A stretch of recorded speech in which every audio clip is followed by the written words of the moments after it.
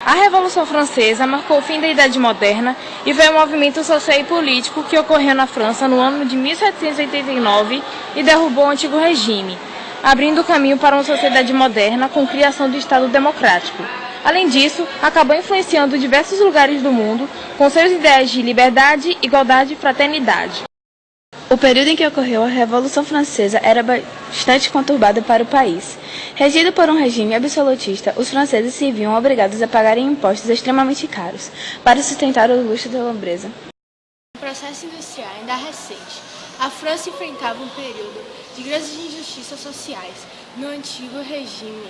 A sociedade regida pelo absolutismo era dividida por três classes: o clero, primeiro estado, nobreza, segundo estado, povo, terceiro estado.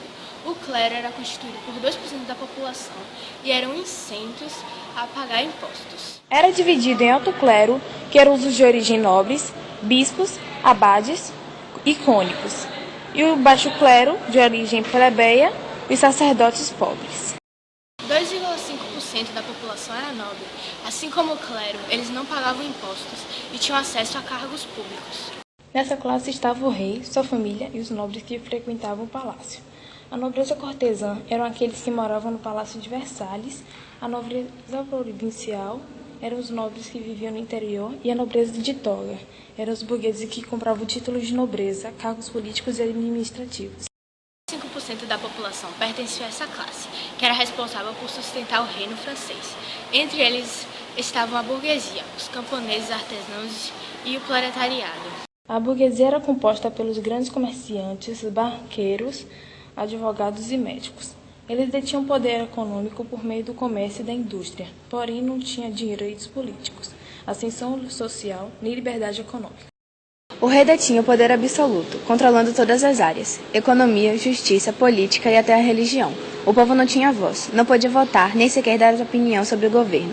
E os que se opunham ao Estado eram presos na Bastilha ou condenados à guilhotina. Desde que Luís XIV, o Rei Sol, assumiu o reinado, a França encontrava-se cheia de dívidas advindas de antigos reinados, das guerras de conquista da monarquia e da manutenção da corte, que era bastante luxuosa. Após a participação do país na Guerra da Independência dos Estados Unidos e na Guerra dos 7 Anos, os gastos aumentaram consideravelmente. Luís XVI nasceu em Versalhes e era neto de Luís XV e de Maria Josefa de Saxônia. Com a morte de seu avô, tornou-se rei da França entre 1774 e 1792, uma vez que era o único herdeiro do trono. Casou em 1770 com a arquiduquesa austríaca Maria Antonieta de Habsburgo, que era filha da imperatriz Maria Teresa da Áustria. Em 1774, assumiu o trono e era conhecido como um rei de caráter fraco, uma vez que apenas usava o poder e que possuía para satisfazer o parlamento, era dominado pela aristocracia, o que levou o reino a quase à beira da falência. Em 1788, a produção de alimentos baixou, devido a condições climáticas.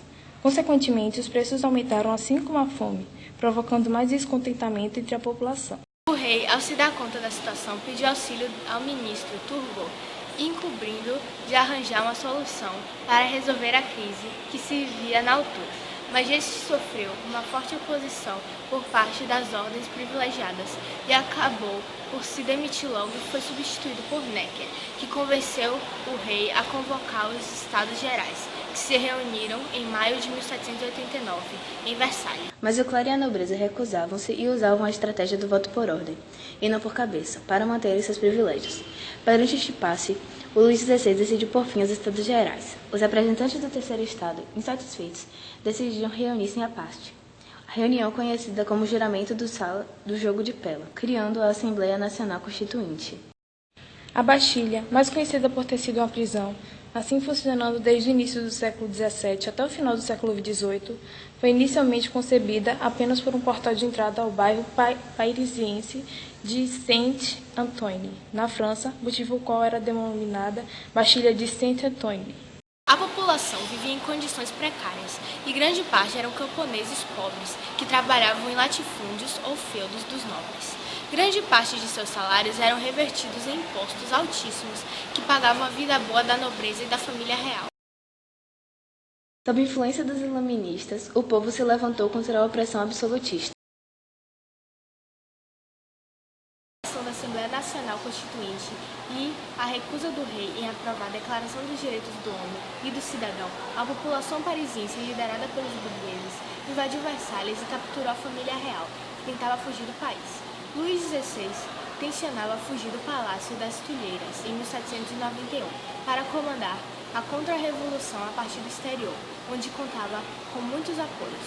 Porém, foi detido em Varennes e condenado à morte na guilhotina, 21 de janeiro de 1793. Com exceção do rei, mais de um milênio de história monárquica chegou ao fim.